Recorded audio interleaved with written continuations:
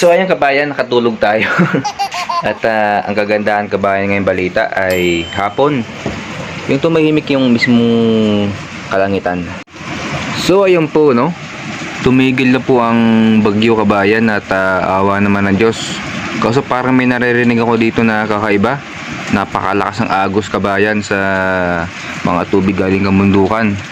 Malamang lalo po doon no, sa malaking ano na yon, agusan hanggang karagatan kabayan. At tayo po'y magkape. Tayo magkape.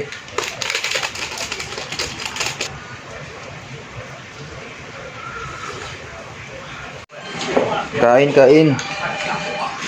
Ito yung ano kabayan, noodles.